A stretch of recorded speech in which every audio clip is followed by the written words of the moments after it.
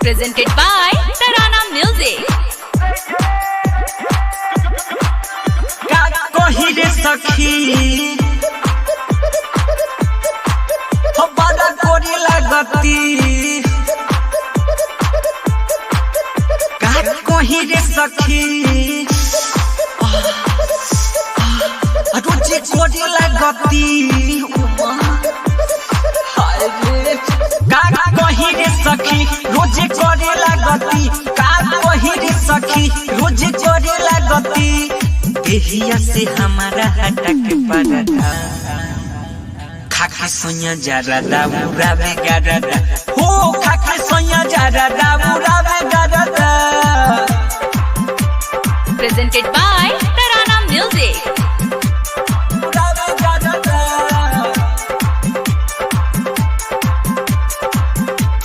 उड़ावे गरदा कितना कोही रे सखी सोया के अपना लीला टाइट रहे जुबानवा कदी हले सैया ढीला कैसन हवे उ मरद नहीं बुझेला दरद कैसन हवे उ मरद नहीं बुझेला दरद मानवा के अपना पुरावे सरधा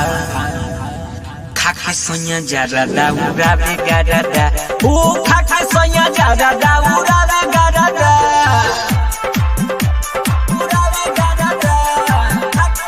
खाके सोया जरदा उड़ावे गरदा Presented by Tarana Music. उड़ावे गरदा ई दिन ए सखी ओखे ना देवे नागा से जिया पर आवे हमारा से आगा का करी हम बड़ाई जब करे ला चढ़ाई का करी हम बड़ाई जब करे ला चढ़ाई देहिया के कुल ही भागावे सरदा खाके सोया जरदा उड़ावे गरदा हो खाके सोया जरदा उड़ावे गरदा Presented by Tarana Music.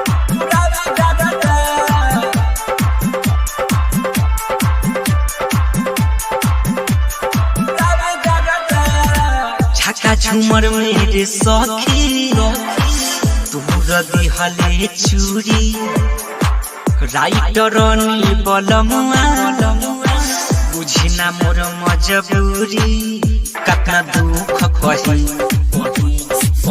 कैसे हम सही कतना दुख कही कैसे हम सही देवरा बजरंगी बुझे ना डरदा खाके सोया जरदा उड़ावे गरदा रे खाके सोया जरदा उड़ावे गरदा।